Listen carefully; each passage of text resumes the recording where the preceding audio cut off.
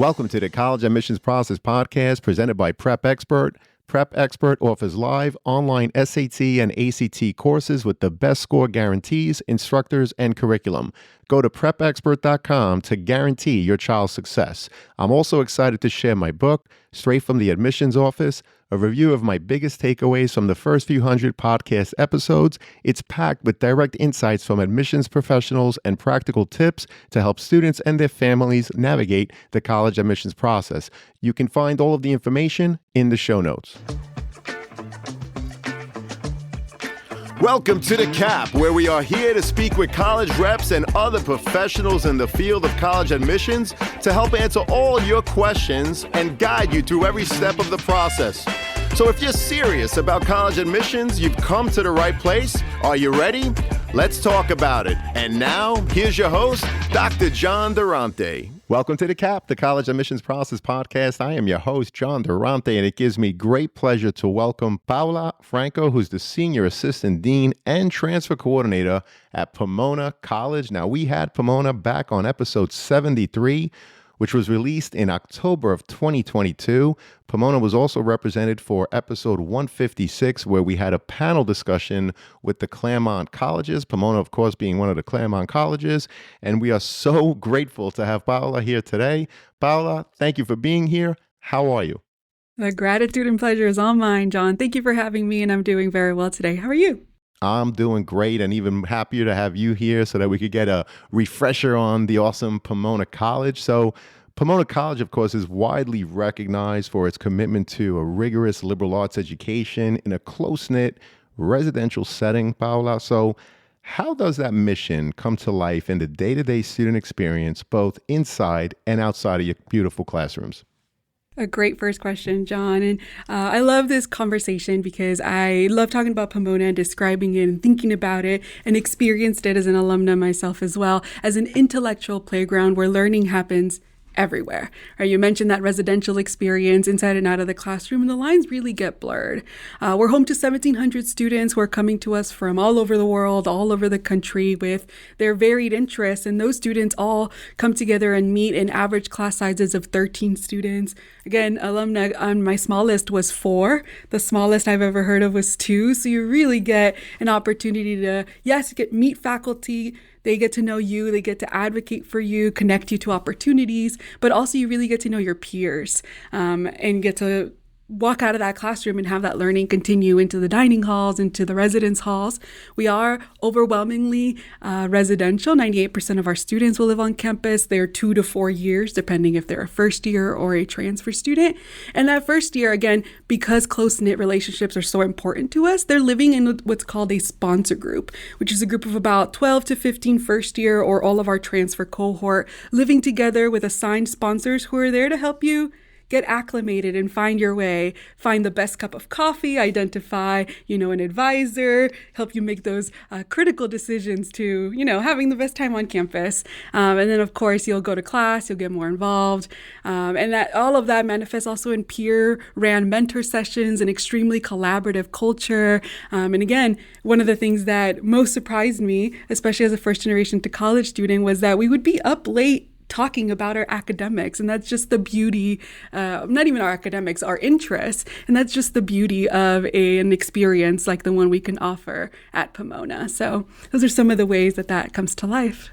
Well, those are many ways that your awesome, vibrant campus comes to life in that terrific community that we call Pomona College with 1,700 students. You mentioned the small class sizes and how you really get to know not only the faculty, but frankly, all the other students, your peers on campus. And I love that you shared that 98% of the students live on campus to help foster that tremendous sense of Pomona College's community. Now, for students passionate about the liberal arts, whether in the sciences, humanities, social sciences, or interdisciplinary studies, Paola, what makes Pomona stand out among other elite liberal arts colleges when it comes to academic culture, student collaboration, and access to all those resources you have to offer? Absolutely. My answer here is going to be a little bit long, but I hope interesting. Thank you. So I like to ground this answer in starting with first, our location. And it's not just to brag about the weather, which is, of course, lovely and a huge perk, but that California comes with sort of themes to it, themes that I think bleed into the Pomona experience, things like innovation and collaboration. We have Silicon Valley, Silicon Beach, right? This history to California. And so we try to live out that spirit with innovation and collaboration. What does that look like? New majors and minors being added. Just last fall, we added a data science minor, trying to keep up with the demand that students have with interest in those kinds of fields. Just this year, one of our students actually launched our Sachin Civic Scholars Program, providing more opportunities for students to collaborate directly with the city of Claremont, where we're located. We're currently undergoing our Global Pomona project, enhancing and expanding the ways that we prepare our students to engage more thoughtfully with the world. And that's manifesting in our Oldenburg Center for Modern Languages and International Relations, becoming an expanded Center for Global Engagement. We have new, very exciting Global Gateway courses that our faculty are leading, both during the school year and during the summer. Just this summer, one of our faculty members took a group down to Mexico, in Mexico City and Oaxaca, and taught a fully in Spanish economic history of Mexico class. We got a conservation class in the spring that had a trip to Hawaii. We had last summer a diplomacy and human rights class that went to Belgium and Morocco. I could go on, right? But that innovation and those opportunities to get our students more equipped to, again, engage with the world. I mentioned, how collaborative we are, and students do highlight that as a breath of fresh air from very high-paced high school environments. Of course, another California theme being diversity. We're one of the most diverse cities in the country, the second largest one in the country, right? And so our students get to take advantage of that in the eating and the arts and those kinds of experiences. But also on campus, just over half of our students identify as students of color. Our FLY Scholars, First Generation Low Income Scholars, is our largest student organization on campus. We have all 50 states, 65 countries represented in our student body. So again, you'll be in those small class sizes with folks who have lived similar and different lives from you and share interests or don't. And you can imagine the kinds of rich conversations that are happening in our classroom. And of course, all of this is expanded by our membership in the consortium, right? And also our location here in Southern California. Access to research and internships is supported by the fact that we are, in the state with the fourth largest economy in the world. So things are constantly churning and turning, and our students get to be a part of all of that. And of course, that leads to outcomes and, postgraduate life that competes with some larger institutions, and we're able to do that with the richness of that liberal arts and intimate experience. Again, all in this wonderful weather, but it really goes beyond that, and I think that's what really sets Pomona apart. So again, I hit you with lots of things there, but there's so much going on our campus.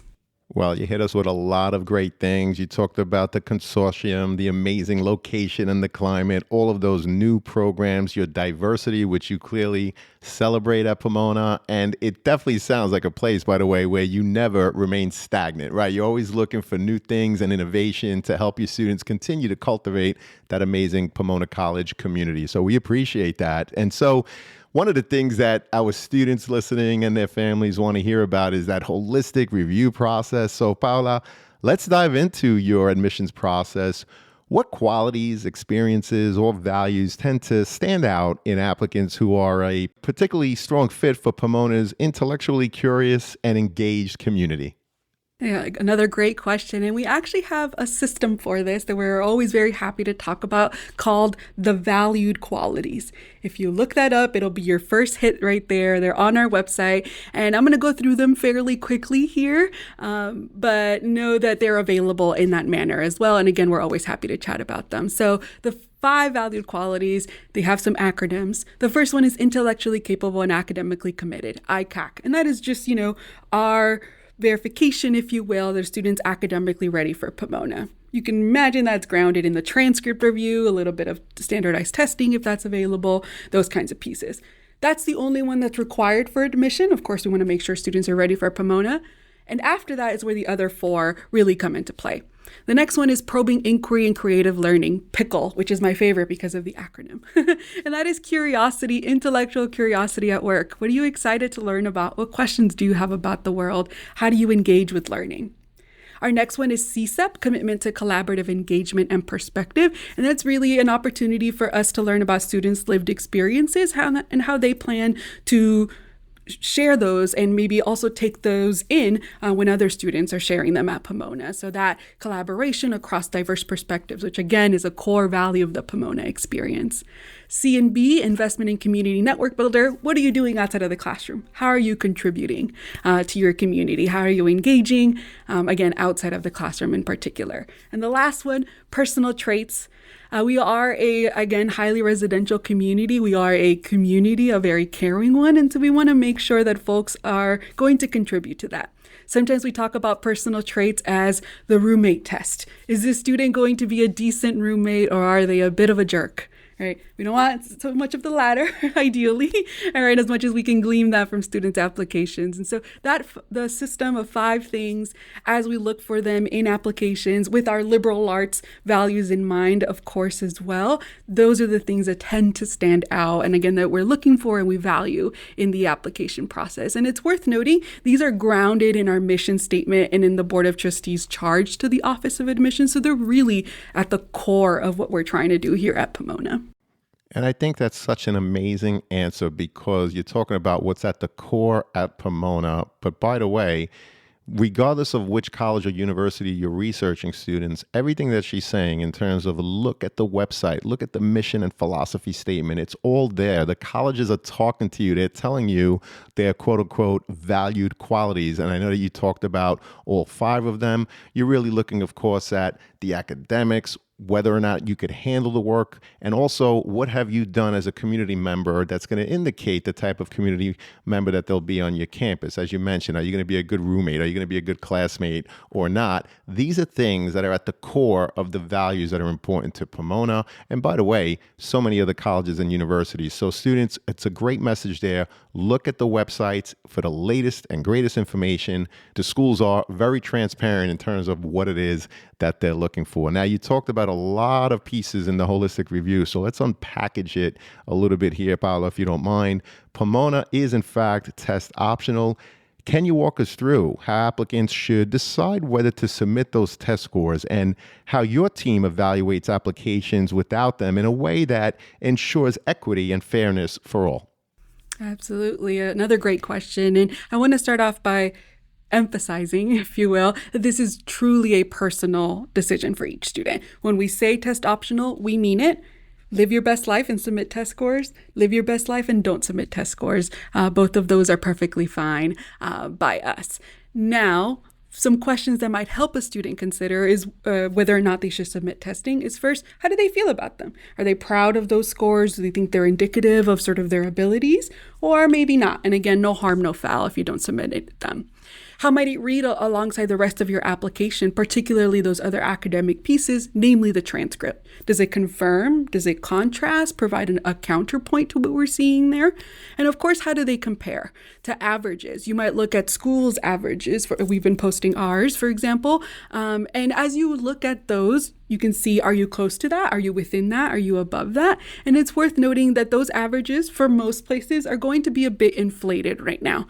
When you say test optional, who's more likely to submit their test scores? It's going to be folks who maybe feel more positively about them. And so those scores are going to be a bit inflated, but how do your scores compare to that? And also, if you have a sense of how does it compare to your community, right? We read test scores in context. We know that in some places a 1200 is average, while in some places a 1200 is stellar. You're setting records for your school, right? So how do they compare? We're able to take that context into consideration, and we encourage students to do the same as much as they can, right? Sometimes test scores aren't discussed as much, or maybe an average isn't public for your high school, but know that we're taking that into consideration.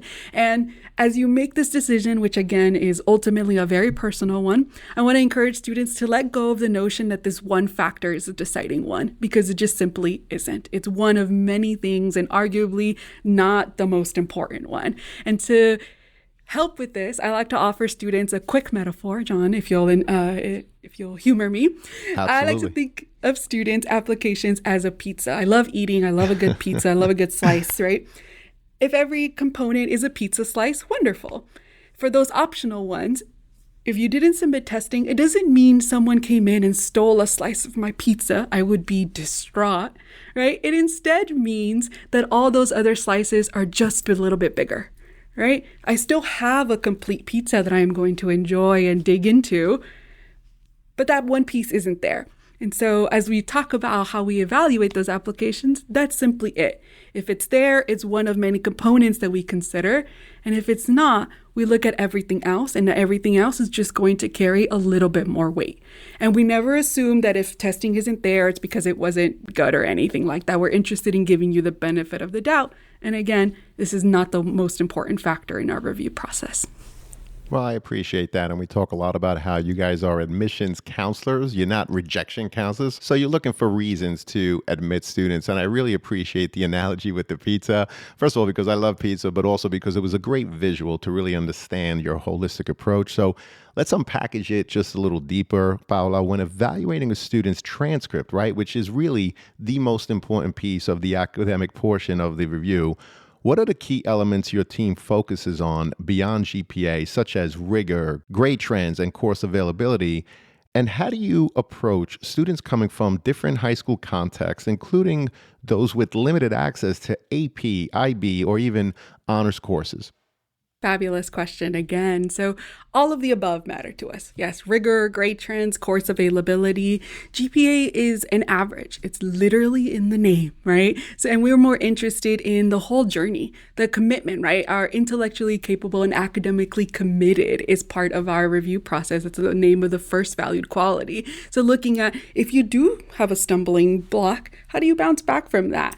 How do you demonstrate your commitment to your academics? And so the whole journey is part of that. And we're not, above doing a bit of detective work to understand students and those different contexts. So students may or may not know that we get a school profile that provides, some general information about the school, in particular what is offered at that school, whether AP, IB, honors, dual enrollment, or none of the above, or something else that school has started for their students. And so we get familiar with that, really take the time to understand what that school looks like, what it offers. And if we don't get that, we have other tools. We'll go to the school website, we'll look at the College Board's AP Ledger, whatever we need to as much as possible understand sort of what's been made available to you. And that's really it, that we're interested in being student-centered and student-forward, so not expecting students to create opportunities out of thin air, but rather take advantage of what's in front of them. And that's it. And that's what we'll hope that they'll do at Pomona. So that's what we're looking for. What's been made available to you, and how did you take advantage of that? Well, I appreciate the explanation of reviewing students based on the context of what's available in their high schools. And I love that you mentioned the school profile, because so many students and their families are not familiar with the fact that high schools send this document, which is usually available on your school's website, students, where it gives admissions representatives a clear picture in terms of what is available. Does your school offer AP, IB, honors?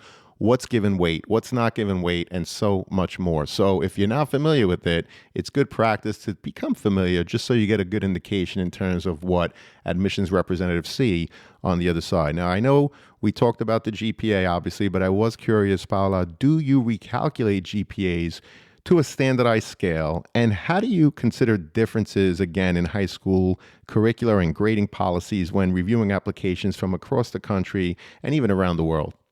Sure. So we don't recalculate GPAs. We will use what the school gives us. Typically, if it's both weighted and unweighted, we might lean into typically the weighted GPA, but we're going to use that as provided for all students. If no GPA is provided, that is the one and only time where we do a rough calculation, just to have some numbers, which can be helpful data points. But otherwise, we just sort of use what the high school has given us. And again, we really take the time to be territory managers. It's another term for admissions officers sometimes, that they take a territory, really get familiar with it, create relationships with the counselors there, understand what merit and hard work, what a prepared student can look like from that particular place. And that, of course, varies by state. We have an international student population, so also by country, and really take the time to do that to ensure equity, to ensure fairness, to ensure that, again, we're meeting you as accurately as possible. So that's our approach. Well, that's a great description of the overall approach. And Pomona offers exceptional access to undergraduate research, faculty mentorship, and opportunities through the Claremont Colleges Consortium, which we mentioned a little earlier. Paola, how early can students engage in those experiences, and what does that kind of hands-on learning look like in practice? Absolutely. So how early and what it looks like, of course, varies a little bit. So for research with faculty during the school year in particular, it is possible for students to dive into that pretty early on. We don't see many students necessarily doing that their first semester, but maybe by their second. And it's worth noting those opportunities can come by you advocating for yourself, saying, hey, Professor Durante, I would love to participate in this research project with you because I hear you're doing this really cool thing. Or professor notices your engagement and your excitement for the discipline. And they might say, hey, John, you've been asking really great questions, like join my team. And it happens both ways. So again, pretty early on. We also have a summer undergraduate research program, which of course would kick in for the summer, and that is available to students starting their first summer as a returning student, so after your first year on campus. We have an internship program that offers opportunities both during the school year and during the summer, and that would be made accessible to students starting their second semester on campus. So they would apply at the end of their first and potentially have an internship starting their second semester. So that's about the timeline, and again, what that looks like varies, and I do love talking about research because when I was maybe listening to a podcast like this, thinking about my college journey, the only research that I thought of was STEM research, beakers, goggles, and lab coats. And we're really fortunate to have the state-of-the-art facilities to support students in doing that research. But we're also committed to supporting research in the social sciences and the arts and humanities and interdisciplinary studies. I, for example, received funding to do a 1.5-year research project on Spanish poetry about the Holocaust. I didn't even know that was a thing you could do research in. So Pomona can be a place that exposes students to something new and then gives them the resources, the mentorship, the funding to dive deeper for them to answer those questions. Again, curiosity is at the heart of our experience. And so research in the lab, in the library, out in the field, we have students who conduct interviews or other kinds of ethnographic research. So lots of different ways that this can manifest, again, always with the support of faculty and funding, which is incredibly important in making sure that these endeavors are accessible to all students from all backgrounds. This is your host, John Durante, and it gives me great pleasure to welcome back Sean Patel, who's the founder and CEO of Prep Expert. Sean, welcome back. Thanks, John. Thanks for having me. And I'm so excited to announce that Prep Expert is the official title sponsor of the College Admissions Process podcast. This has been a partnership in the works for a while now, and I'm so glad we got it off the ground. We're so excited to work with families, parents, students of the College Admissions Process podcast at Prep Expert to help them through our live online SAT and ACT courses, not only improve their SAT and ACT scores, but help them get into college as well as win hundreds of thousands of dollars in college scholarships. Thank you so much for the partnership, and we are so excited to work with your families. Thank you, Sean. And to learn more about how Prep Expert can support your child's academic journey, visit prepexpert.com today, and best wishes to all.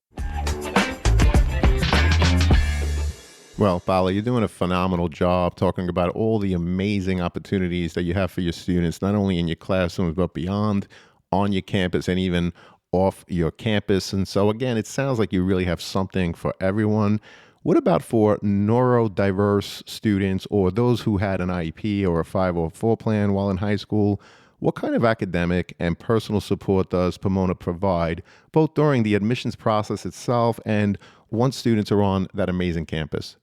Absolutely. So first, on the admissions side, know that we're here to help. We're here to answer any question. There's a variety of ways to reach us. And email is probably a very popular one, but we're also continuously working on getting out information in a variety of formats. So in digital and social media and webinars, right? Just making sure that whoever wants to learn about Pomona can do that. And that's what we're able to do. And then once students get on campus, our colleagues in accessibility resources and services work with students on on a case-by-case basis to coordinate particularly academic accommodations, but they can also support with housing accommodations as needed for students. And they really take that personalized approach and are able to support students and even figuring out what studying abroad can look like if they're interested. So it's really a one-on-one, hands-on kind of approach there. And they're also continuously working on making some of the resources accessible to all students, so sort of eliminating the barrier of having to ask for some things. So for example, all Pomona community members have access to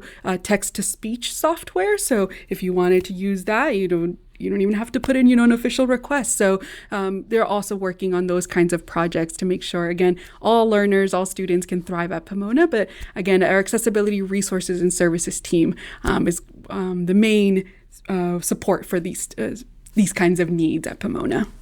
Well, that's awesome. And again, emphasizing that there truly is something for everyone. Now, affordability is also a huge conversation for many students and their families, obviously, during the college research process. So can you speak to Pomona's commitment to meeting full demonstrated financial need and any unique financial aid or scholarship programs that help make a Pomona education accessible to students from all backgrounds? Absolutely. So yes, we're committed to affordability. It's a core value of the Division of Admissions and Financial Aid. And we do meet 100% of demonstrated financial need, and we will do that without the use of loans. So loans are available if a student wishes to request that at a certain point, but your financial aid award will not include them from the beginning. For our first year students, the average award size this year was $69,000 out of a cost of attendance of about 85. So, that commitment is truly playing out there. A total of $64 million in grants and scholarships awarded last year. So some numbers to support, that commitment. But we're also looking into and expanding other supports, things like a reduced enrollment deposit. So students may or may not know, once you officially want to claim your spot at an institution, there is often an enrollment deposit to pay. That could be anywhere from $100, $500, sometimes a little bit more. So for students, we're able to reduce that for some and offer a payment plan for anyone who requests it. So making that accessible. We have a bookstore award that might be part of some students' financial aid awards, as well as grants for our student health insurance for students who need to roll onto that health insurance plan. So not just, the scholarships and grants, but some of these additional pieces as well. And I also would love to talk about our middle income initiative. So we have embarked on really digging into what middle income student representation looks like at our campus and noting how we can increase access to Pomona from that population. We recently received a $2.5 million gift from a pair of alumni to support these efforts. And so that's a continuous effort here in the Office of Admissions and the Office of Financial Aid to, again, increase access from that population and meet those students where they need to be met. So more to come in our continued, again, commitment to affordability. Well, you're definitely committed to your students, not only with all of the programs you offer, but definitely in terms of the financial aid piece. And I know that you're a transfer coordinator as well. So for students considering transferring to Pomona from either a 2-year or even a 4-year institution, Paola, what does that pathway look like in terms of credit evaluation, community integration, and academic support? Absolutely. Maybe my favorite question because I love working with transfer students. I'm just a little bit biased. First of all, it's worth noting the application looks the same regardless of transfer institution. So 2-year, 4-year, as long as you have completed 1 year at your current institution, you are eligible to apply to transfer. So just getting that sort of nuts and bolts out of the way. Now, once a student is going to be offered admission is when we conduct an official credit evaluation, and you get that alongside your offer of admission. So that's going to tell students what credits are transferring over, what that means for their class standing and their expected graduation. So giving them a sense of how much time they will spend at Pomona. We do require that students spend at least 2 years, so they can only come in as juniors. But students might spend anywhere from 2 to 3.5 years on our campus. It'll also give students an idea of their progress towards their general education requirements. So really giving them the information that they need to make an informed decision about transferring to Pomona. And should they choose to join us, which obviously I hope you do, we have a lot of support for this community. So first, of course, a transfer-specific orientation that is facilitated by our transfer dean. So our third-year class dean, it also serves as our transfer dean, supporting all transfer students. And currently, she will have some specific programming. And that also includes meetings with the Office of the Registrar. So acknowledging that the academic transition is very different for our transfer students. They will, of course, meet with their academic advisors, but they will also meet with the Office of the Registrar to go through more in detail what their transfer looks like at Pomona, and more questions about credits and all of those fun things can be answered then. And then all of our transfer students live together on campus. So I mentioned the sponsor group program. All of our whole transfer cohort will be a sponsor group, and we do our best to find them sponsors or a residential advisor who was a transfer student themselves. Again, acknowledging the power of sharing that experience, of having people who have lived through that, right? Mentoring you and offering their wisdom.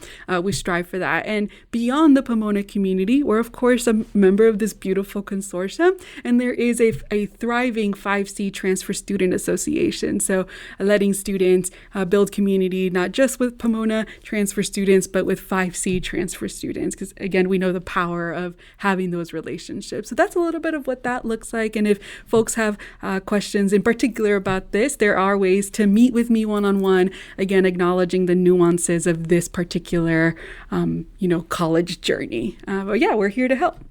Well, that's fantastic. And it's a great answer, again, emphasizing the community and how mindful you are of so many things to really support your students and everything that Pomona College has to offer. For example, putting students that have a shared experience in terms of transferring, putting them together to build that community so that they could support and help each other, I think is just a tremendous idea and really a testament to, again, that amazing community. Now, I always put the Office of Undergraduate Admissions, Paola, in the show notes. If there are any other resources for transfer students, for affordability, for any of the resources, academics that you offer, just send them to me, and of course, we'll make them available to our listeners in the show notes. Now, as tools like AI continue to shape how students approach writing and research, how is Pomona's admissions team thinking about the role of the essay and other application components to ensure authenticity and meaningful self-reflection? A tough but very important question here. So we are, again, continuing to sort of give students the benefit of the doubt that these are, in fact, your authentic thoughts and reflections. And the truth is that we don't always know unless you tell us, like leaving in the ChatGPT text, which we did see this year. It wasn't great. Be careful about that. I know. But the truth is we'll never know truly unless you tell us, if you use AI or any other kind of resources, or even if someone else wrote it for you, right? But we're interested in giving you that benefit of the doubt.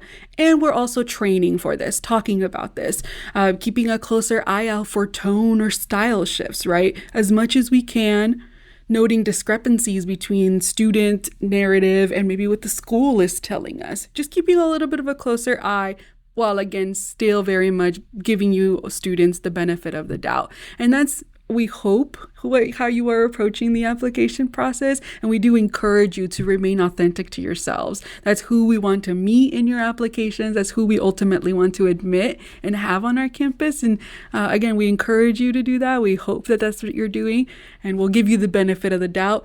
But please, if you are going to use any of these tools, really use them as tools. We want to meet you. We want to hear your stories. Use them to enhance the way you tell us that, if you're even going to approach using these kinds of tools. Well, I think that's a great answer to really emphasize the point that the essay, students, is really an opportunity for you to show off your personality, maybe tell a story that shows something that occurred, your reflection, the questions that you pondered, how you bounce back if you needed to. So that is something that no one can do better than you. No AI program can tell your story better than you while using your authentic voice. And that's really the point of the essay. the transcript, obviously, looking at the academics, the activity sheet, things that you did outside of class. But that essay is an opportunity for you to really show off who you are as a person. So don't let AI do that for you, because no one could speak about yourself better than you. So that's great advice, Paola. We really appreciate it. And before we wrap up, is there a question I didn't ask you today that you wish I had? Or is there something else that simply didn't come up in the conversation that you'd like to share with our listeners now? Yes, just one more thing that as an alumna, I'd be remiss not to highlight, and that is the number 47. For lots of reasons, there's lots of lore about this, and mostly silly stories about how the number 47 came to be Pomona's number. And I highlight that one to show you that Pomona is a bit of a quirky place, where we have a bit of a personality, a good one, a welcoming one, a caring one. But if you like that kind of environment, we might be a good place for you. And another reason that I highlight 47 is because every year on 4/7 Day, April 7th, we have a big celebration on campus, just, to build community. But our alumni networks will host acts of service around the world. And they do that to live out the Pomona mission, which is inscribed on one of the gates that you walk out of as you graduate from Pomona. And that inscription reads, "They only are loyal to this college who, departing, bear their added riches in trust for mankind." And I think that's also at the heart of that Pomona experience, that you're going to gain so much from here that we hope that we're equipping our students, and we believe we're equipping our students to be thoughtful world leaders, thoughtful, engaged citizens who, again, bear their added riches in trust for, I like to say, humankind. And so 47, I think, encapsulates all of that. And again, I'd be remiss as an alumna not to highlight that. And if you would like to join me in saying chirp, chirp every time you see the number 47, you'll be well on your way to becoming a sage hen. Well, that's awesome. I really appreciate you sharing and how mindful you are of exactly that, like sending the students off to be engaged, productive members of society. And by the way, 47, you mentioned April 7th.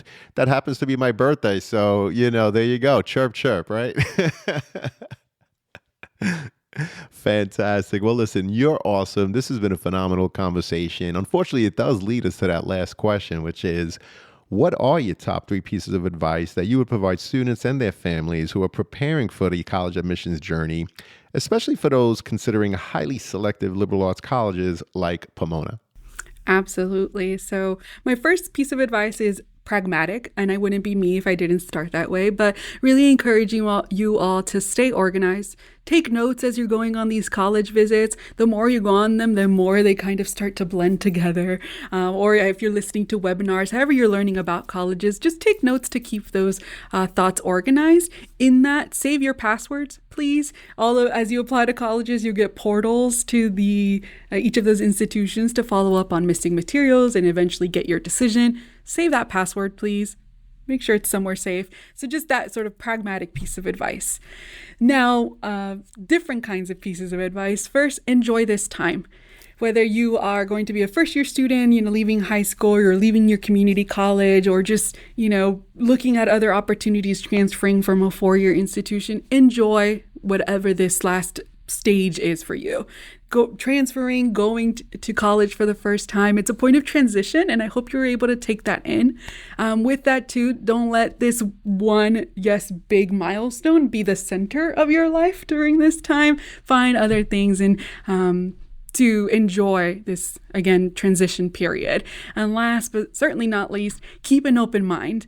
Yes, to the possibilities. You might, be all of a sudden attracted to a school that was maybe a little bit lower on your list. Be open to that surprise, to all the possibilities, but also families and students, stay open and keep an open mind with each other.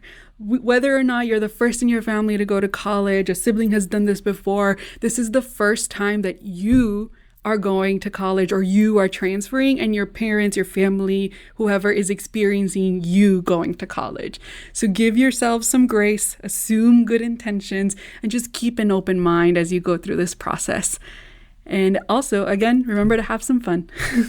Wow. Definitely have some fun. It's definitely a reflective process. And you are awesome, Paola. This was such a tremendous conversation. Pomona is obviously so lucky to have you, as were we during this podcast episode. I'm going to have you again in the future. Are you going to come back?